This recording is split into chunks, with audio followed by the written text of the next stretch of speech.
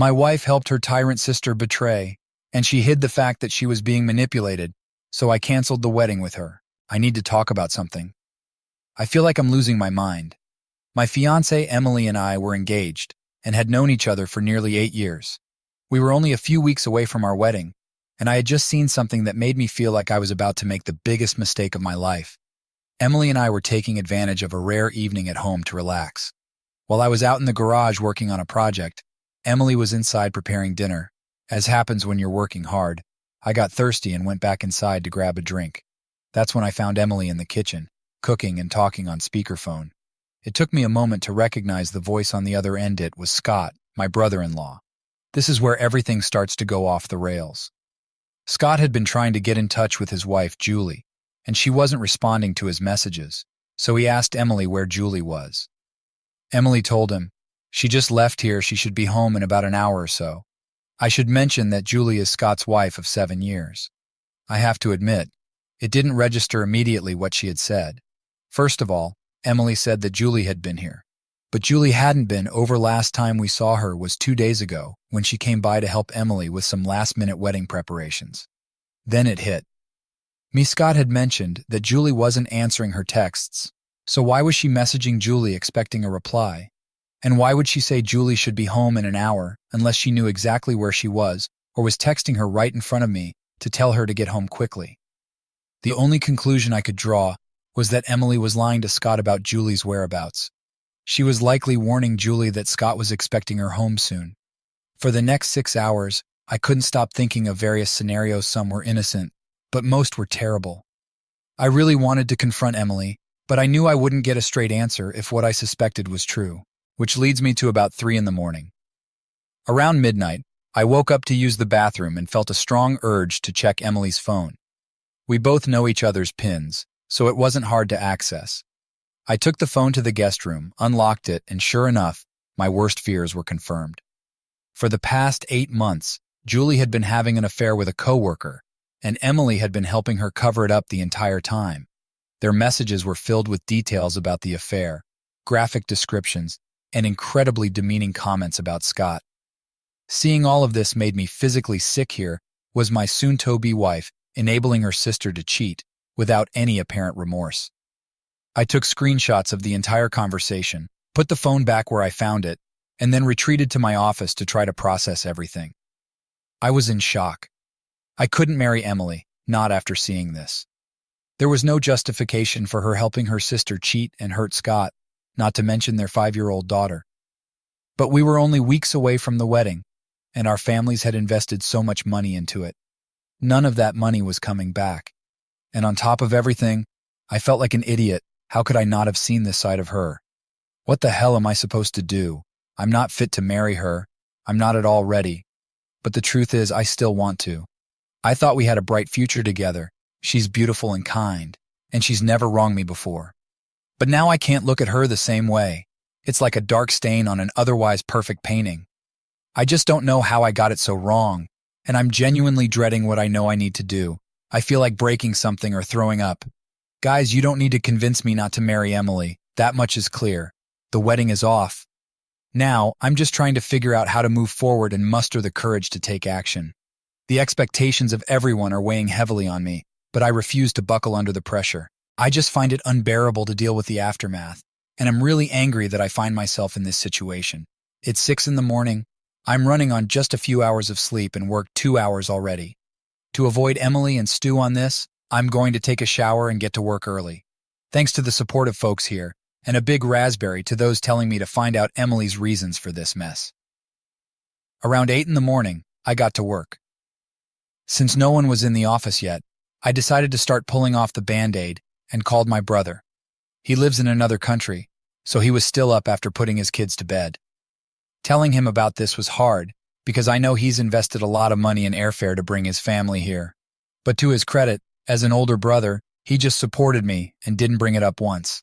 He also made a really good point. He said, "You deal with liars and cheaters daily at work." He was absolutely right when he said, "I don't blame you for wanting to have somewhere to go where this isn't a concern." I now understand why I'm reacting so strongly to Emily's involvement in this deceit. He also had a brilliant idea.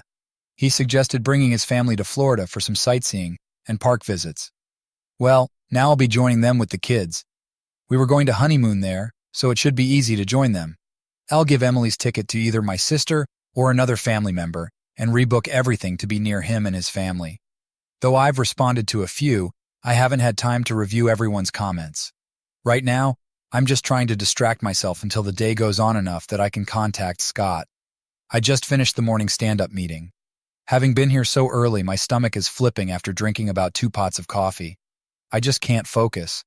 I feel like I can't do much but tell Scott what I know. So I'm going to take a sick day and go over to see if he's around. If not, I'll give him a call and track him down. Scott is a teacher on summer break, and Julie works a 9 to 5 like me, so chances are good this will work out. Wish me luck, Reddit. I went to Scott's place a little after 11 a.m.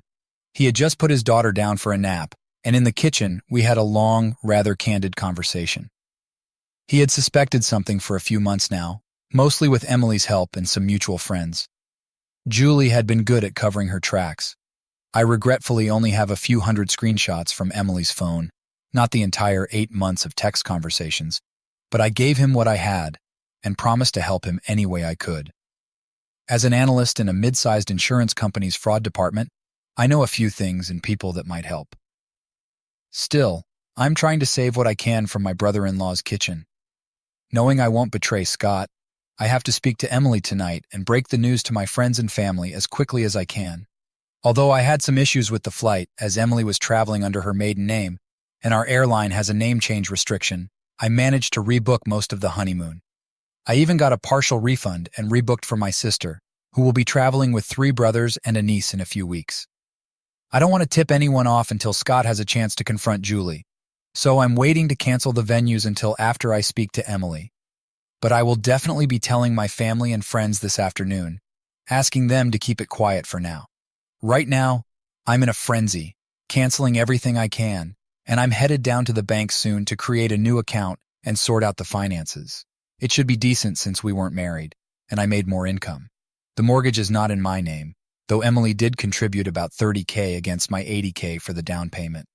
It could be worse, but I'll likely have to pay her back that money, plus some share of the mortgage payments for the last 2 years. The update was included in the same post as an edit. It's now about 10 p.m. and I'm writing from my friend's place. His name is Ben, and he used to be a co-worker of mine in the same line of work. As I mentioned earlier, I work for a respectable-sized insurance company's fraud department as a field analyst. For those unfamiliar with the job, I basically work as a private investigator, investigating what we believe to be fraudulent claims regarding workers' compensation. Anyway, as I hinted, Scott asked for my help in tracking down the other man Julie was cheating with. We only had a name, let's call him Mike. I started by searching for Mike using Julie's contacts on LinkedIn, but it came up empty, which I found odd. Julie had mentioned she wouldn't be home until late, and Scott had told me she was supposed to go out for drinks with coworkers after work. I already had a pretty good idea of what was going on.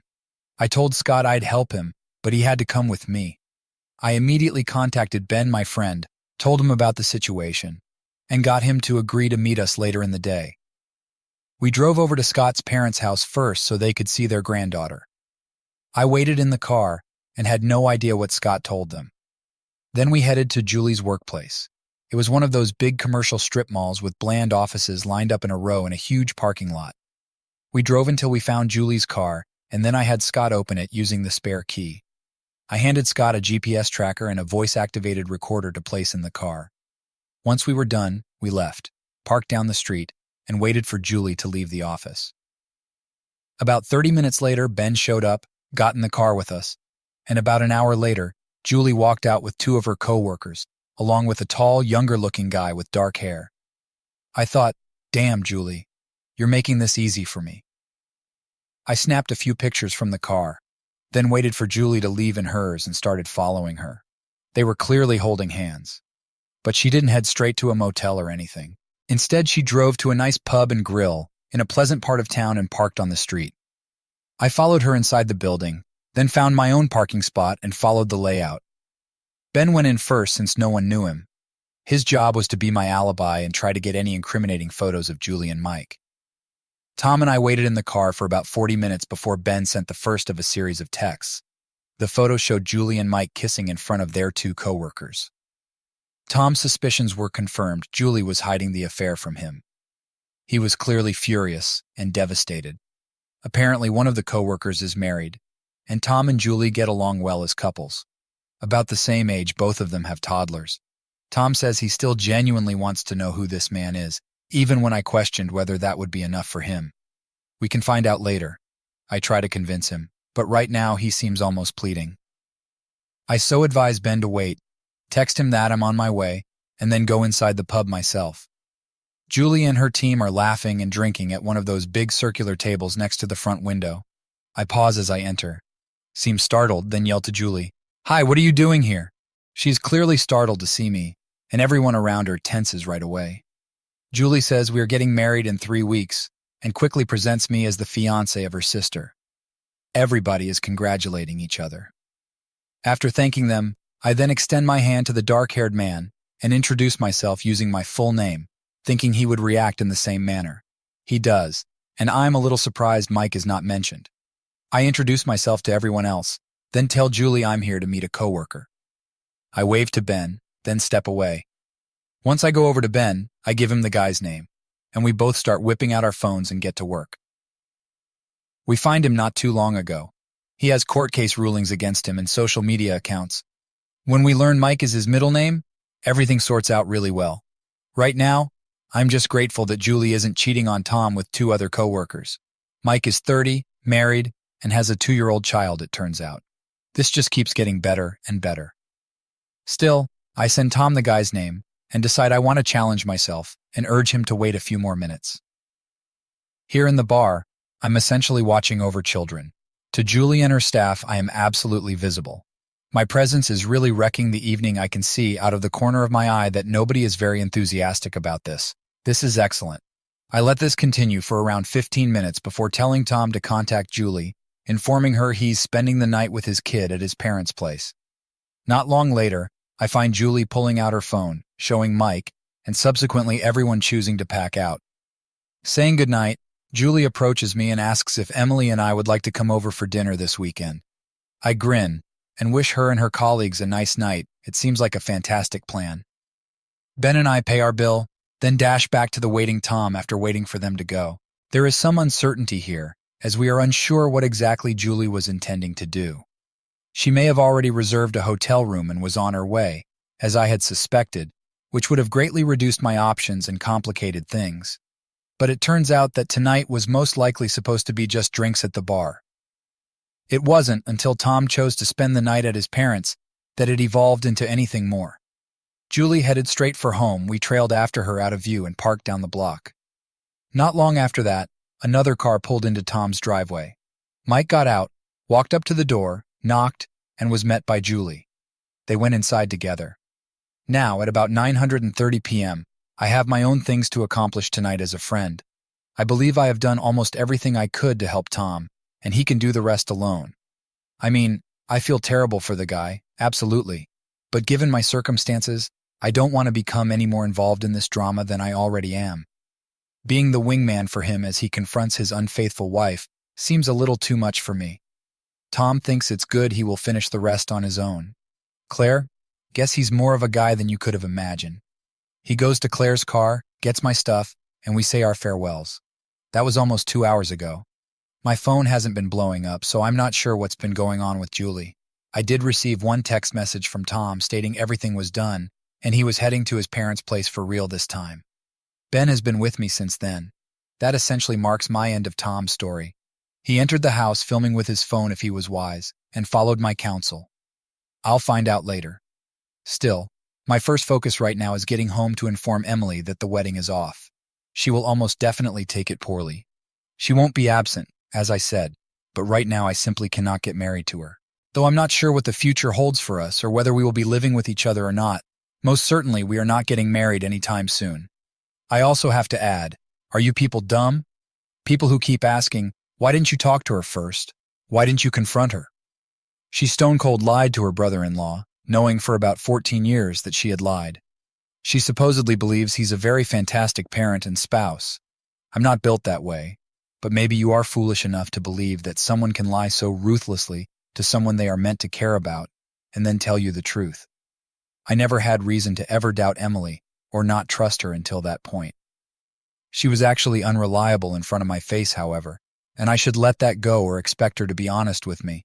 I suppose you have no idea what it's like to have your whole perspective on someone change suddenly. It's confusing and, quite honestly, a little panic-inducing. Since it brought me to the truth, I'm really surprised I maintained my head and followed my instincts instead of rushing her straight away. If she had lied to me and then deleted those text messages, it would have been shockingly simple for her to lie to me. And if she had, I would never have seen how little I really knew about her, never read the terrible things she said, never seen how crafty and two-faced she could be. I'm headed home to talk to Emily. I will notify everyone later to inform them of the outcome, not expecting it to be a good one. Here's yet another update for you folks. Given everything that has transpired, I suppose there is much to cover. If I'm honest, much of it hasn't been that outstanding. Actually, it has been rather shoddy, but I will get to that. First of all, I quite late that evening departed Ben's residence. Though she had no clue the business was really her sister's affair, Emily already knew I was out talking business with him. Still, it was approaching an unreasonable hour, partly because I was trying to get the strength to go home and confront her. After about 4 or 5 pep talks with Ben, I finally got off my butt, texted Emily I was heading home, and drove. As I said in the previous post, I was very surprised when I arrived to find Julie sobbing on the sofa with Emily when I stepped into the house. This was the last thing I was expecting, because Julie's car hadn't been visible in the driveway when I got home. I stopped momentarily and almost turned around and left. This was not how I expected things to go, and I knew Julie's presence would make an already bad situation 1,000,000 times worse. Still, I had plans I needed to advance. The symbolic clock was ticking in the back of my mind. I had people to tell and wedding plans to cancel. Both Emily and Julie glanced up at me as I walked into the room, but the accusing rant never materialized. I just looked back, questioning my eyes. The moment passed, Julie returned to weeping, Emily returned to consoling, and I let the uncomfortable half-minute hang in the air as I considered. Tom apparently had not disclosed my help in revealing Julie's cheating. Not for any other purpose than to watch how Emily reacted, I chose to play stupid. I settled on a reclining chair, dropped my laptop bag, and pulled my phone from my pocket. I pretended to be fidgeting with it, then asked them, "What's going on?" Julie just kept crying, but Emily turned to face me and said, "Tom is divorcing Julie." Well, indeed, I thought as much. I resolved to ask the obvious question forward. "What for?" I asked her. Emily paused, massaging Julie's back to glance at me. Her face seemed to twist and distort practically. Imagine the face a 5-year-old makes when you order them to eat their lima beans or broccoli. Julie looked at Emily in a way I couldn't have understood from a sibling. The pregnant silence ended when Emily answered, "She cheated on him." Now I have to confess, this answer stunned me. I had definitely not expected this. Indeed, the more cynical readers here could believe, well, the cat was out of the bag, so there's no point in hiding it. And yeah, that's true. She could have, however, just as easily pretended to be ignorant, or perhaps phrased it another way, like Tom accused Julie of cheating, instead of essentially confirming it to me personally. Though it's part of my job to pay attention to not just what people say, but also how they say it. Maybe I'm being pedantic here. Julie was not delighted about this. She sort of collapsed into the sofa a little and performed an odd simultaneous sigh and sob. I may have stuttered a little, but I wanted to move on and go for that gold, that is. Kind of Emily probably understood the shock, and while she would have been accurate in a way, her assumption would not have been entirely correct. "Did you know?" Emily nodded. She said nothing more. Her hand was still massaging her sister's shoulder.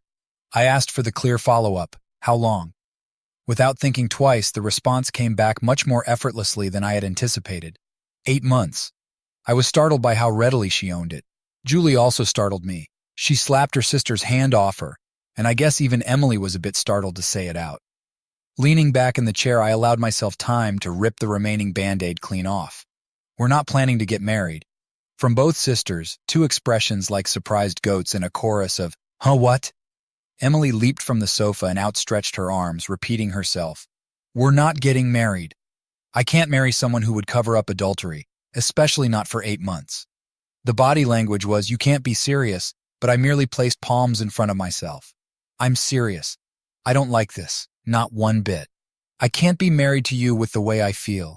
You participated in this, and this bothers me too much. It would be a mistake. The waterworks began right away, and even Julie engaged in that perch-like mouth action meant to be sucking air. There were howls from Emily, claims of not loving her, pleas to my sense of obligation, financial loss, annoyance to all our friends, and the humiliation of it all. Though it was really nothing I hadn't considered, hearing Emily say it through body-racking sobs felt strange. I probably made a major error right here. Maybe not, but I'm not sure how long Tom would have kept my participation in things off the records. Look, I already canceled the honeymoon. It's not happening, I replied, trying to persuade Emily of the finality of it all. I knew it was a bomb the second it left her lips, and the explosion was damned near imminent. Julie, to her credit, had always been quick on the uptake, probably helping her mislead her husband for so long. When she combined my appearance at the bar earlier in the evening with her awareness, I could almost see the understanding setting in on her. "You jerk!" she yelled, then shot across the room at me. Though I'm not a big man anymore and I'm not a slouch either, the force Julie threw at me caused me to lurch backward, and I just had time to grab my hands before she started slashing at my face with her fingernails. I managed to shove her away even though I almost dropped the phone I still held in my hand. Julie made another lunge at me, but surprisingly, Emily did exactly what I ordered her to, wrapped her arms around her sister's waist and held her in place. I yelled very loudly, "Julie, get off me! Emily, get your sister under control!" Holding my phone up for emphasis, I exclaimed, "Get out of here right now, or I'm calling the police," at Julie. Emily urged us both to calm down. "Matt, she doesn't have anywhere to go right now," she told me, and Tom took her car keys. That explained the absence of a car in the driveway, but it made no difference to me. With Julie, I was totally done, and I wanted to make sure she understood. I marched into my home office, slammed the door, and called the police. I told them I feared for my life, that my fiancé's sister had assaulted me, that I had locked myself in my office, and that I was bleeding from my face and had blurry vision. I also mentioned to them that I had the entire altercation recorded on my phone.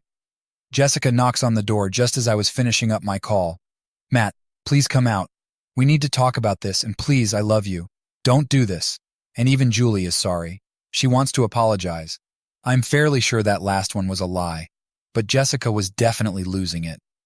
I ignored her, and her efforts to persuade me from the office stopped probably just as the cops arrived at our front door. Hearing Emily talking to them, I decided to come out. Two men. One of them looked younger than me, maybe about Emily's age, while the other one was older and more dissatisfied with life in general. I said hello, pointed to Julie, said she assaulted me, and volunteered to show the police the video I recorded. The younger one questioned if I intended to file charges. I responded in yes. Once again, he asked me if I intended to file charges. I responded once again in yes. Both officers glanced at each other at this moment. Before the young policeman could open his mouth once again, I shouted, "Yes, damn it, I want to press charges. I have video evidence, and this is going to court, or else I'm going to call up your boss and ask him to come down and do it personally." I suppose they were really taken aback that I recognized his name. Not that we are buddies or anything, but given my line of work, I spend lots of time engaging with local law enforcement, and I've spoken with most of the brass a few times in the previous several years. To be honest, I was starting to feel really hot under the collar at this point. Although I could see what these men were thinking, I absolutely disagree with it. Facts are what they are facts. Sure, I may not be bleeding out on the floor, but I wanted Julie gone because she attacked me in my house. Fortunately, things didn't get out of hand right away. The two cops arrested Julie and placed her in the back of the patrol car. She was weeping and shrieking the whole time like some kind of gibbering lunatic.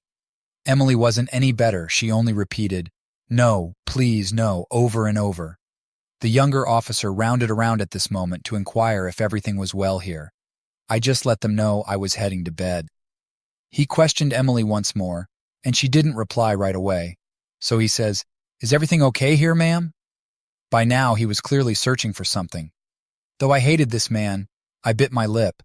Emily only nodded at the officer when she finally realized he was addressing her. Clearly, the man was not happy with this and started to ask her once more.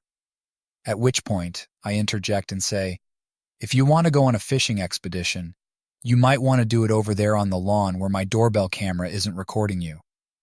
I think at this point I'd pushed my luck with this guy too much. But what could I do? I believe I was probably about 30 seconds from having the cuffs slapped on me until his teammate arrived and essentially drew him away. Presumably in his late 60s, he was an older guy who most likely didn't want to handle 2 arrests straight at the start of his shift, particularly since one of them clearly would cause more difficulty than it was worth. He probably guided him out of it, and they left, taking Julie away, hopefully out of my life permanently. By now, I'm considering whether or not I should stay here. My parents live a few hours away, and the idea of how destitute I would be in the near term ruled out either their apartment or a motel. I thus chose to sleep in the guest room. Emily tried several fruitless attempts to get me to interact with her in conversation or sleep in our bed, but I told her we would discuss it tomorrow, and I was tired and wanted to be left alone. She left me alone, thankfully, and I collapsed harder than I had in years, essentially bringing us up to current to the latest update. But my Reddit friends, let me tell you this, the following day turned out to be somewhat unusual in my life. First of all, I got up at 2 p.m. Emily was still at home. She had scrubbed the house from top to bottom. The toilets shone and the floors gleamed. In the bathroom, I could lick the linoleum and it would likely be minty fresh. She clearly had been busy, but she kind of lingered out of direct range when she noticed me. Not that interesting, but she seemed to want to express something. I understand last night was horrible for everyone, and she was most likely unsure. Like, did I call off the wedding right in the middle of things? Was I serious about this? Was my anger justified? Breathing deeply, I informed her we had to stop our conversation. I considered rebuffing her when she attempted to sit next to me on the sofa, but I didn't. We were not getting married. Hence, I didn't have to pretend like I disliked her because, honestly, I didn't. She disappointed me, politely disturbed by some of the things I had read in her text interactions with her sister, but we were both suffering here, and I didn't want to make things any more complex than they already were. For Emily to really and completely realize the wedding was off, it needed some more persuasion on my side. She seemed not to be absorbing it. Hell, that's an understatement. She was a disaster.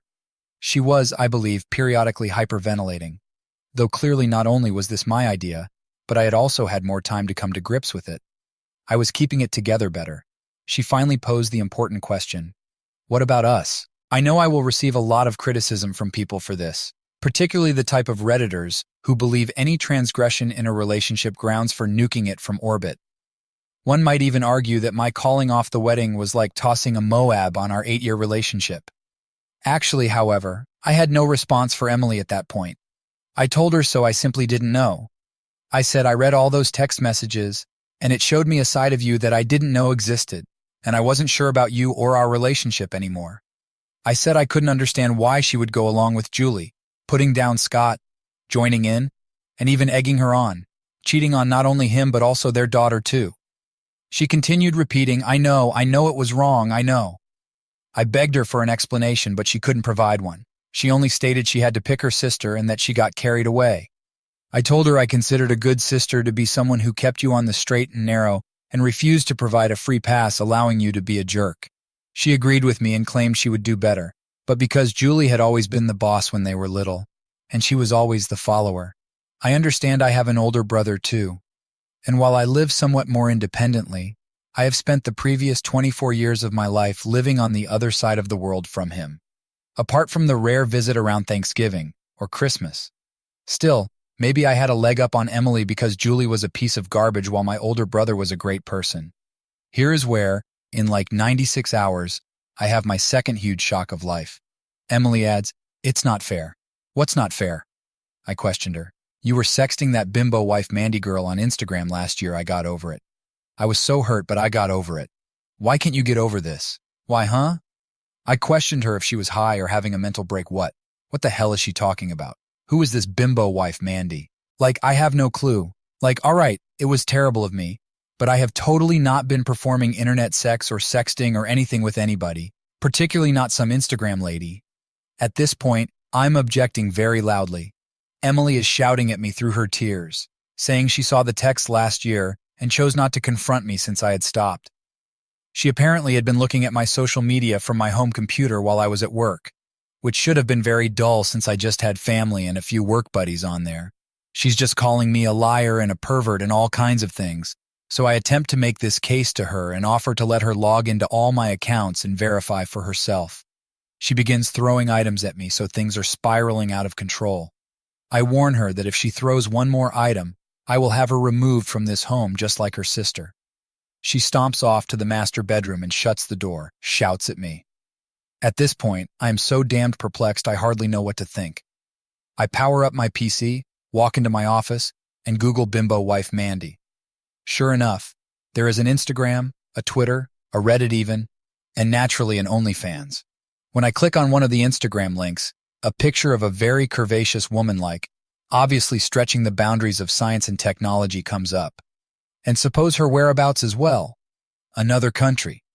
Well, everyone remember all the wonderful comments I made about my brother? Last Christmas, who was staying with us from overseas? Guess? Guess who I said, sure, go ahead and use my office computer to play games if you have jet lag. As far as I know, my brother signed on to either Instagram or whatever, and was most likely paying money to sex with this lady after his wife and kids went to sleep. What a wonderful man he is. Now I would like to contact my brother not just to validate my doubts, but also to give him a nasty earful. It will have to wait, however, since it's like 3 or 4 in the morning. But I am trying to figure out how I feel about everything while climbing the walls here. I find everyone to be very disappointing. For a split second, I attempt to link whatever the hell Emily witnessed my brother do with what she did with Julie. Damn, what is this world coming to? Still, it doesn't really come together even with best intentions. She didn't confront me when she saw this, maybe because she is more forgiving or tolerant than I am. I wish she had, however. It would have given me a chance to even demonstrate her how I would behave and to straightforwardly explain to her my full personal opinion on these matters. Later on, it may have positively affected her, or perhaps had no effect at all. Uncertainty surrounds me. All I know is that this piece is turning into a book, and I blew off much of the morning when I need to be getting this out of my thoughts and onto this page. Although I feel better after completing it, there are still probably 3 or 4 posts to be told. I no longer want to submit them to this subreddit.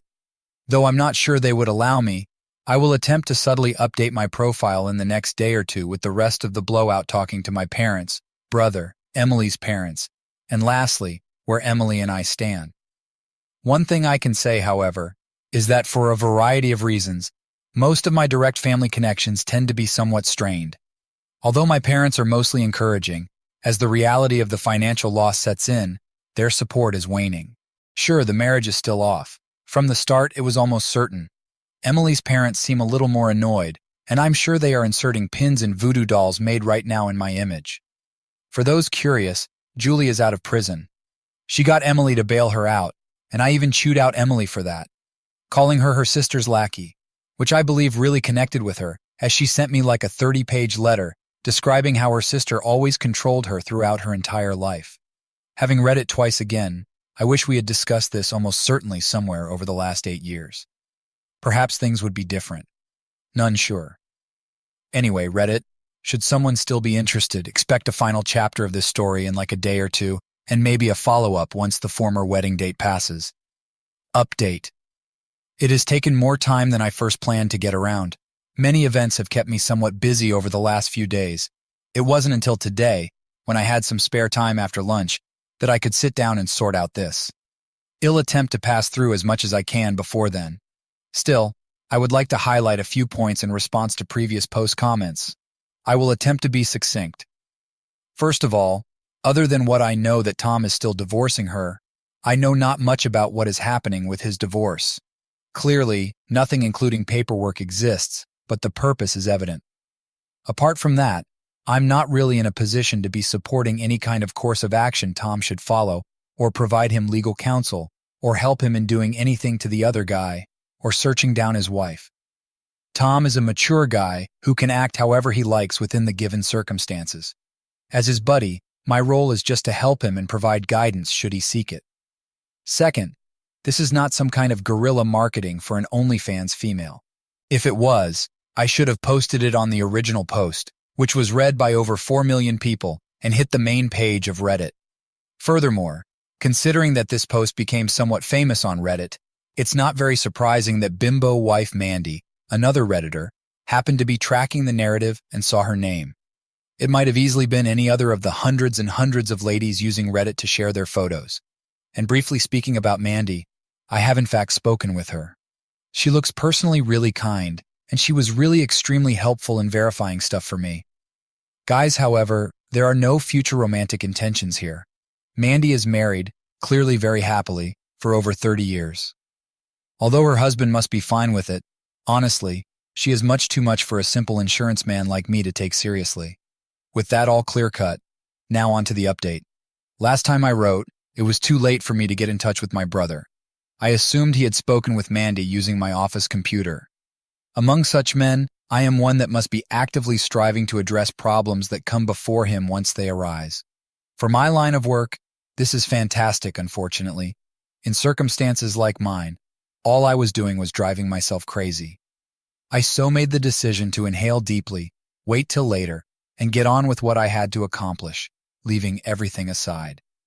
First thing first was trying to get every individual from my side who I had invited to the wedding notified of its cancellation.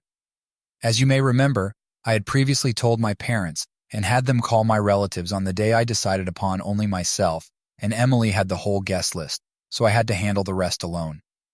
Respect for my friends led me to choose to call rather than text, but this might have been a poor choice, as every phone conversation usually culminated in a very long justification of why I was postponing the wedding. Though I could have offered some other explanation, I wanted people to know that I wasn't being lazy or perhaps having cold feet, something inane. Not just for my own reputation, but also, I believe, to honor the individuals who had promised to visit that day to assist pair Emily and me. This meant that it was already dawn in another country, as I only managed to get in touch with everyone late into the evening. Though I knew what I had to do, I wanted to be sure my ducks were all in line, hence I stopped and prepared a lunch in the kitchen. Emily wasn't home, I noted. When she departed and settled down to eat and consider what to do about my brother's predicament, I had no clue. For brevity here, let's name my brother Chris. Chris and I have always been really close, even though he is 15 years my senior. In my life, he was essentially a quasi-parental figure, as he was already headed toward adulthood by the time I could have long-term recollections. He was always kind with his time, played with his younger brother when other teenagers would most likely have avoided such an activity like the plague, and overall appeared to me growing up to be rather mature and smart. Simply said, I really respected him. I was still getting used to the concept that he had been sexting a female not his wife in my home, and I had to make decisions. It was evident that I should talk to him about it, but at this point, I wasn't sure if I wanted him to confess only to help me clean my reputation, considering how poor my relationship with Emily was. Anything might be salvaged, though. For at least propriety, I had to scold him about this and get him to stop. I wasn't sure, however, whether I should tell his wife about it or not rat him out. It all rested on what he told me and whether I believed him or not. After finishing my dinner, I signed on to Facebook and video called Chris. Since his specialty is connected to IT, and Chris is almost always accessible throughout the day, today was no exception. He now usually works from home as a remote office worker. It hardly rang more than once or twice before his response. We greeted one another, did some small talk, and then I just kind of dived into it and asked him whether he had been using my computer to sex chat ladies on the internet while he was visiting me. Chris' expression froze. Then he leaned over the camera's out-of-frame line. He clearly was shutting his office door. To me, he answered, "Yeah, I did." "Why?" Under my breath, I cursed and told Chris that Emily had assumed his flirting was me because he had used my computer. I told him I wasn't glad to pay the hit for him, and I questioned him straightforwardly if Karen knew about this or not. He hesitated for a few seconds, stammered over his words, then looked a little ashamed and answered, "No, Karen didn't know. I would prefer if it were kept that way." He then went on to say that mostly in the bedroom aspect, their relationship had been very difficult since their youngest birth 6 years earlier. Chris has always been a quite quiet guy, particularly in relation to personal matters. At least he had always been that way while chatting with his considerably younger brother. This time, however, he just let everything fall out. Things had been unfortunate. Getting turned down had become old to him. No matter what he did or how much Karen contributed around the home, she was always exhausted. Eventually, this resulted in issues on his side, some kind of performance anxiety on the rare times Karen would really feel up for some bedroom fun, and things simply went worse from there. He responded essentially, "There's no amount of socks cleaned up, laundry folded, dishes done, or time spent babysitting children that would get me laid. It was just not happening, so I began to spend evenings working in my office." He even performed the finger quotations in reference. Apparently, his working at night became a quite strong addiction to OnlyFans sites, which swiftly spiraled out of hand given the relative seclusion he enjoyed at his office for actual work. When I questioned him if he was still doing it, he swore up and down that he wasn't. When he said that, I thought I believed him. He appeared real, but I felt something was amiss in the back of my mind, bugging me. Perhaps it was because of all the dishonesty I experienced lately, but I was questioning my own brother, who has been a stand-up person to me our whole life. Being in this state really disgusted me. Now, the issue I was dealing with here seemed very complicated. First, I would have to convince my brother to inform Emily that it was him all along if I wanted my name cleared. But if he did that, then there was no assurance Emily wouldn't angrily tell Karen. Though at the same time, I didn't know whether I felt comfortable putting a bomb on my brother's marriage over something he not only stated he stopped personally, I believed it would be better if Karen knew. This is in a kind of morally murky area for me. Though I didn't know exactly what to do, I urged him to notify his wife about this and start marital therapy. They had been going for the last 12 months, he added. And although it was beneficial, what had truly helped him was acquiring a prescription for some generic Viagra. Actually, I performed a spit take at that, almost misting my computer screen with water. He told me they had been attempting to schedule at least a couple of times a week intimate time, and the Viagra had helped him overcome performance anxiety to the point where now they were both looking forward to time with each other after the kids went to bed. This was essentially, "Hey, this is actually going in the right direction now. Please don't screw this up for us." Not just for Chris and Karen, but also for my 4 nieces. I really, truly did not want to be in this situation. Should what Chris was telling me be the truth, I may be hurling a firebomb into a marriage undergoing repair. Though at the time I believed that waiting and seeing was the greatest choice I had, it was uncertain what would happen, and so certainly it may disappoint some people. After all, I was going to see him in a few weeks in the flesh, and once I had him alone in a room and a few beers into him, I was going to most certainly find the truth. That seemed to be the best course of action. Still, that evening I turned in early. Emily didn't show up until the next morning. She seemed sloppy, as if she slept little at all. Mostly in line with habit, I asked her where she had been. We had been together for about 8 years after all. She informed me she had driven Julie to her parents' place and stayed the night following her down to the courtroom for her arraignment to post bail. She emphasized how terrible it was to have to inform her parents that I had called off the wedding. She spoke angrily when I asked her whether her parents understood the reason for it. I tried to be cool, but by now in this experience I was losing it. Though it was little and petty, I bit back at her. "Are you going to move back there so that they have both girls at home now?" This infuriated me to no end. She added, "You don't need to be an ass about this." And I said, "And you don't need to be Julie's damned underling." I could see Emily clearly flinching at that. It clearly connected with her, and I tempered my fury as the corners of her eyes began to tear up. We just stood miles apart in our house's living room and didn't say anything for a good solid minute or two until Emily chose to keep talking. "Our parents are coming here at 5. I really face-palmed at this. Just my own ego. I was going to leave her without consulting her on this. I did, after all, have to sit down with them and hammer out the specifics of the wedding and whatever leftover deposit we had, and I at least wanted to personally explain to everyone why it wasn't happening. So great. Let's go ahead and clear the path." I tried to keep myself occupied, but on a Sunday there isn't much you can do but waste time. Time wasting isn't very fun when you know you are headed into the meat grinder in just a few hours. Still, 5 o'clock arrived along with our parents. Just 1 month after we closed on the home, we all gathered around the big dining room table Emily had purchased. Though it was secondhand from Facebook Marketplace, she liked it since it was solid wood with a lovely finish and capable of seating 8. She always wanted to have large dinner gatherings for our families, but she didn't want this. The following 3 hours were torturous. Nobody, nor should they be, was happy. My own parents were obviously the greatest support I could get, but even that was subdued, basically along the lines of, "Well, it's his decision to make," which more or less implies, Yeah, we think this is crazy too, but we're still backing him. Honestly, that was all right with me. The stigma by association of calling off the wedding did not require my parents to acquire. With embracing it, I was good. We finally worked out a reasonable agreement on the wedding. We would attempt to recover back whatever money we could, divide it, and then eat whatever losses there were collectively. When it came to the home, Emily fiercely disagreed with my suggestion of reimbursing her or her parents for the deposit. She basically didn't want to relocate. As you can guess, Emily and I hadn't actually discussed the U.S. living together scenario in too great depth. She was surprised when I even mentioned settling the house equity, because the inference here is that I expect her to leave our house. She had a fit. I have no guilt about it. Before attempting to work with her parents on a payment schedule, I should have resolved our relationship status with her first. It really tipped my hand to everyone on how I was feeling about our connection. While I believe our parents anticipated it, or at least understood, Emily was devastated. She made it plain.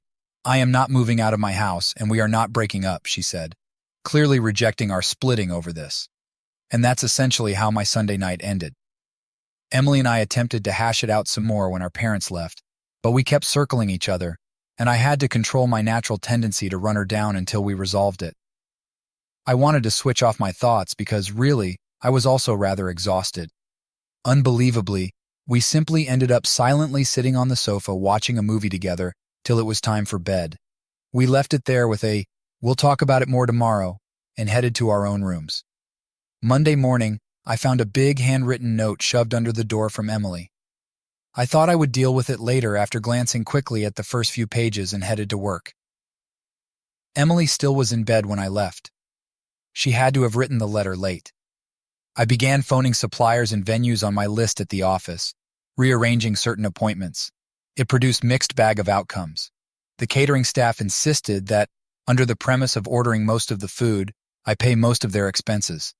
Like they expected me to eat week-old steak, I fired back at them over this, but my plea went unacknowledged. I tried explaining what occurred to the lady running the catering company, but it appeared to further strengthen her will to extract as much money from me. On the other hand, the DJ I paid for entertainment was very kind and returned almost all the money. Things continued that way, and throughout the day, I read Emily's letter between calls and work. This is 30 pages of written words now, hence I will just be summarizing. Basically, Emily has been bullied by Julie ever since childhood. Her reaction to this has been to basically follow anything Julie says or wishes to hear. She continued, saying it had become somewhat normal for her to live, that she was just terrified, afraid to upset the balance, create a disturbance, or perhaps even express an opinion. I thought about this because, honestly, when I look back at our relationship with a more critical eye, I kind of feel that Emily was a little too perfect of a girlfriend. She never disagreed with me, never chose her ideas over mine, or even fairly argued too forcefully against anything I wanted to undertake. She went out of her way to seem helpful, and behaved throughout our relationship almost exactly like a yes woman.